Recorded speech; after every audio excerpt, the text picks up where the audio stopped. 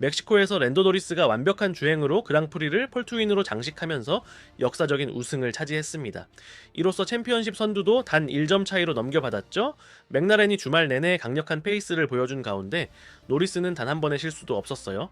자, 반면 오스카 피아스트리는 고전하면서 순위를 많이 잃고 말았고요. 페라리의 샤를, 르클레르는 안정적인 경기력으로 다시 포디움에 올랐고, 막스 베르스타펜은 초반의 혼란스러운 상황 속에서도 피해를 최소화하는 데 집중했어요. 이제 시즌은 마지막 구간으로 접어들었고 타이틀 경쟁은 점점 더 치열해지고 있어요. 마지막 코너까지 긴장을 놓을 수 없는 그런 시즌이 될 것 같죠?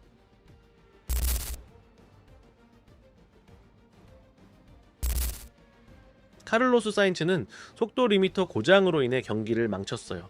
윌리엄스의 스페인 드라이버가 피트레인을 빠져나갈 때 과속으로 벌칙을 2번 받았고 5초 페널티에 이어 드라이브 스루까지 부과됐죠. 모두 기계적 고장이 원인이었지만 결국 포인트 경쟁에서 아예 멀어졌어요. 유망하게 시작된 레이스였지만 끝은 완전히 반응이 없었습니다. 자, 그 외에도 페르난도 알론소와 니코 훌켄베르크가 리타이어 했어요. 알론소는 에스턴 마틴에서 토요일에 고장을 감지했고 그 문제가 악화되어 레이스를 마치지 못했고요. 훌켄베르크도 기술적 문제로 경주를 포기했는데 사우버 쪽에서 엔진 결함이라고 공식 확인했어요. 이런 결장 선수들은 레이스 무리에 영향을 줬고 서프라이즈의 기회를 열어줬습니다. 루이스 해밀턴에게도 이번 경기는 뼈아픈 결과로 남았어요. 막스 베르스타펜과의 접전 도중 페라리 소속의 해밀턴은 4번 코너를 벗어나면서 트랙을 가로질렀고 FIA는 이 장면을 직접적인 이득으로 판단했죠. 포지션을 되돌려주지 않았기 때문에 결국 10초 페널티가 부과됐습니다. 사실 이번 주말 해밀턴의 페이스는 충분히 포디움은 물론 최소한 4위까지도 노려볼 수 있었거든요. 그런데 그 작은 실수 하나가 전체 레이스를 망치고 말았죠. 결국 그는 8위로 체커기를 받았고 불운했던 하루를 받아들일 수밖에 없었습니다. 타이어에 무리가 오자 아예 코스를 벗어나면서 채 큰 손상은 막았지만 페널티는 어김없이 적용됐어요. 네, 이번 사건은 다시 한번 포뮬러1에서 페널티 기준이 과연 일관적인가에 대한 논란을 불러왔죠. 네, 게다가 올해 처음으로 페라리 소속으로 포디움에 오를 수 있었던 최고의 기회였는데 그게 그렇게 허무하게 날아가 버렸어요.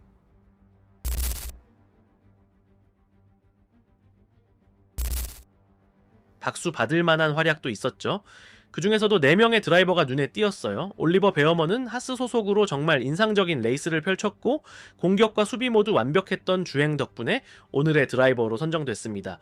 초반에는 막스 베르스타펜을 잘 막아냈고 후반에는 오스카 피아스트리의 압박을 끝까지 버텨내면서 포디움도 잠시 노려봤죠. 결국 4위로 피니시하며 팀에 귀중한 포인트를 안겼어요. 가브리엘 보르톨레토도 빼놓을 수 없었습니다. 뒤쪽에서 출발했음에도 차근차근 순위를 끌어올려 자우버의 값진 1포인트를 선물했어요. 에스테반 오콘 역시 주목받았습니다. 성능이 떨어지는 차로도 하스를 포인트권에 올려놓았고 이로써 팀은 2대 모두 포인트를 따내는 성과를 거뒀어요. 그리고 키미, 안토넬리 이번 시즌 처음으로 조지 러셀보다 앞에서 레이스를 마쳤습니다. 이날은 정말 중위권 드라이버들이 주인공이었던 하루였죠. 끈기, 집중력, 전략 3가지가 잘 어우러진 멋진 일요일이었어요. 경기 전체를 정리하자면 초반부터 꽤나 혼잡한 스타트였어요. 몇몇 드라이버들이 코스를 벗어나기도 했고 굵직한 추월과 치열한 접전이 이어졌죠. 중반부로 들어서면서는 전략 싸움이 중심이 됐습니다. 자, 어떤 팀은 한 번의 피트스톱으로 승부를 걸었고 또 어떤 팀은 타이어 신선도를 활용해 2번 교체하며 시간을 벌려 했어요. 그리고 마지막 구간 다시 분위기가 달아올랐습니다. 포지션 다툼이 본격적으로 시작됐고 결정적인 추월도 나왔어요. 거기에 가상 세이프티카까지 나오면서 경기 흐름이 또 한번 바뀌었고요. 덕분에 결승선까지 손에 땀을 쥐게 만드는 그런 긴장감 있는 레이스였어요.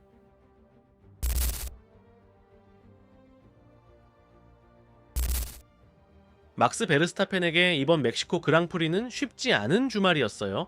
예선에서 고전했고 연습 세션 내내 카셋업도 안정되지 않았죠. 결국 5위에서 출발하게 됐고 고속 코너에서 특히 불안정한 AB2E를 다뤄야 했습니다.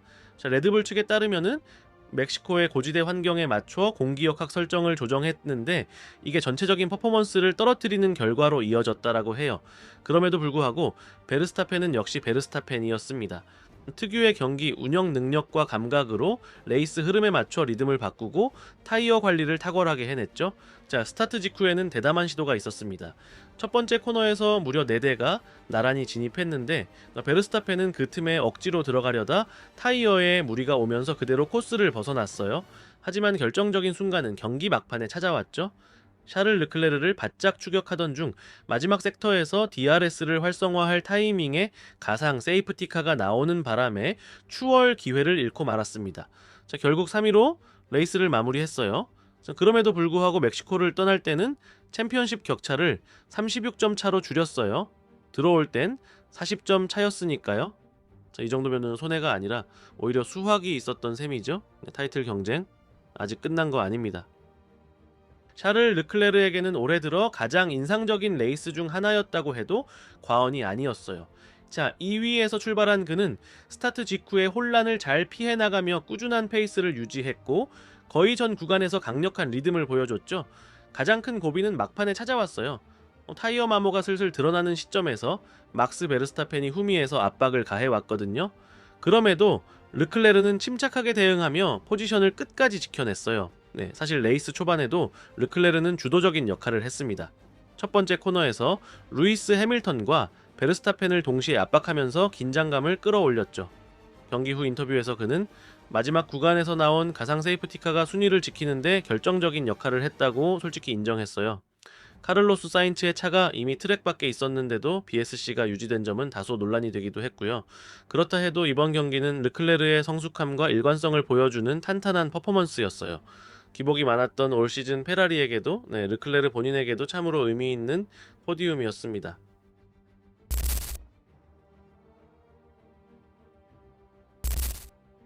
오스카 피아스트리에게는 또 한 번 아쉬움이 남는 레이스였어요. 챔피언십을 이끌던 드라이버치고는 기대에 못 미친 경기였죠. 사인츠의 페널티 덕분에 7위에서 출발했지만 스타트 직후 9위까지 밀려나며 불안한 출발을 보였어요. 이후 스노다와 하자르를 상대로 중요한 추월을 해내면서 다시 포지션을 끌어올리긴 했지만 전반적인 레이스 페이스는 확실히 부족했어요. 무엇보다 팀 동료인 랜도 노리스와의 격차가 뚜렷하게 드러났다는 점이 뼈아팠죠. 경기 막판에는 올리버 베어먼을 바짝 따라붙으며 압박했지만 마지막 섹터에서 나온 가상 세이프티카 때문에 결정적인 추월 기회를 놓치고 말았어요. 결국 피아스트리는 5위로 피니시, 챔피언십 순위도 단 1점 차로 밀려나며 선두 자리를 내주고 말았습니다. 랜도 노리스는 스타트부터 완전히 경기를 지배했어요. 첫 코너에서 4대의 차가 뒤엉키는 혼전 속에서도 선두를 지켜냈고 그 이후로는 따라올 자가 없었죠. 다른 드라이버들이 접전과 트러블로 시간을 잃을 때 노리스는 꾸준하고 빠른 랩타임으로 격차를 벌려나갔습니다. 첫 번째 스틴트만 해도 샤를 르클레르와의 강역이 이미 3초 가까이 벌어졌고 피트스톱 이후에는 그 격차가 더 커졌죠.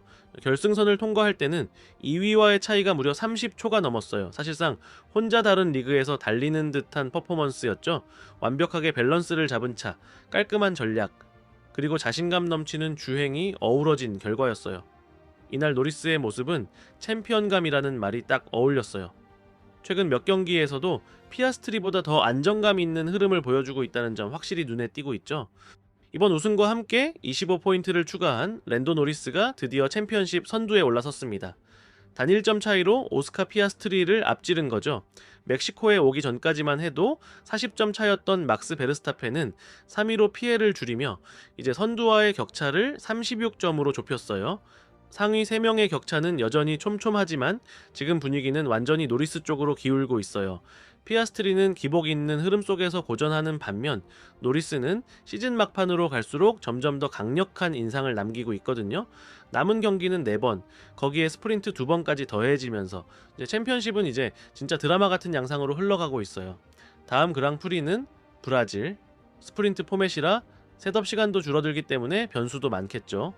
이렇게나 치열한 시즌 후반전, 끝까지 한순간도 놓치면 안 되겠죠. 그리고 이 영상이 마음에 드셨다면 이제 아시죠? 하이프 버튼 꾹 눌러주시고 좋아요도 잊지 마세요. 결승선 채널 구독과 알림 설정까지 해두시면 매일매일 올라오는 영상 놓치지 않고 보실 수 있어요. 고맙습니다. 다음 영상에서 또 만나요.